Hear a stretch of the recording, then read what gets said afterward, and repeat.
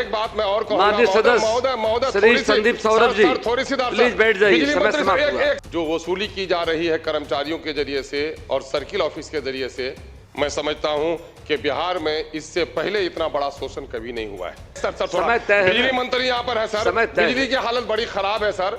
हमारे उस क्षेत्र का ईमानदारी के साथ अगर बोलें तो सत्ता और विपक्ष सारे लोग इस बात में सहमत हैं कि इस वक्त रेवेन्यू डिपार्टमेंट में बेइंतहा लूट हो रही है। इस पर काबू पाने की जरूरत है। जनता बहुत बेहाल है, लेकिन ये सरकार की भी जिम्मेदारी है कि आवाम के गाढ़े खून और पसीने की कमाई से उसका उत्थान हो रहा है कि नहीं, ये देखने की जरूरत है। लेकिन पिछले विगत कई वर्षों से अफसरशाही का जो एक चलन बढ़ा है महोदय, उससे सिर्फ ये नहीं कि आपके जनप्रतिनिधि अपमानित हो रहे हैं, बल्कि जनता का शोषण दोहन भी हो रहा है। कहूंगा कि अभी भी सीमांचल में 20, 25, 30, 40 किलोमीटर की दूरी पर पुलों का निर्माण नहीं हुआ है, उस पर तवज्जो देनी चाहिए। माननीय सदस्य श्री अख्तरुल ईमान जी, 2 मिनट। अध्यक्ष महोदय, मैं कटौती प्रस्ताव के पक्ष में बोलने के लिए खड़ा हुआ हूं। महोदय, ये सरकारी संवैधानिक कंपल्सन है कि जनता की राशि को खर्च करने के लिए असेंबली से उसका अनुमोदन कराया जाए, लेकिन ये सरकार की भी जिम्मेदारी है कि आवाम के गाढ़े खून और पसीने की कमाई से उसका उत्थान हो रहा है कि नहीं, ये देखने की जरूरत है।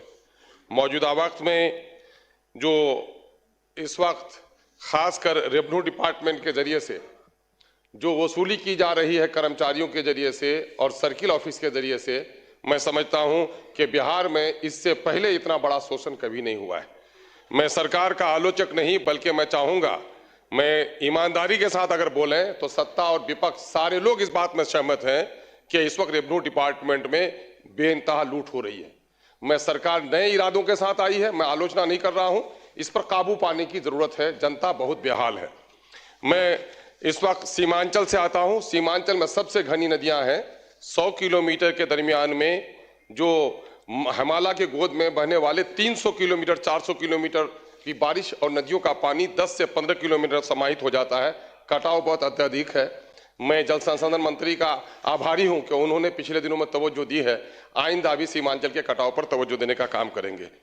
महोदय, इस वक्त फ्लाईओवर्स बन रहे हैं, सरकार तरक्की कर रही है, लेकिन मैं कहूंगा कि अभी भी सीमांचल में 20, 25, 30, 40 किलोमीटर की दूरी पर पुलों का निर्माण नहीं हुआ है, उस पर तवज्जो देनी चाहिए।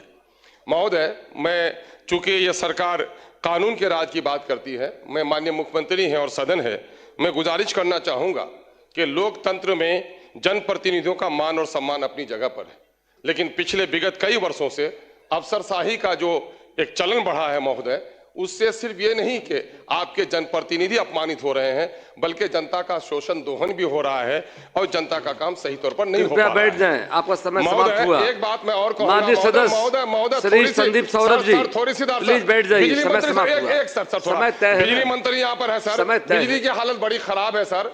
हमारे उस क्षेत्र का प्लीज बैठिए, हो गया आपका। अध्यक्ष महोदय, कटौती प्रस्ताव पर बोलने से पहले 1 मिनट बोलना है।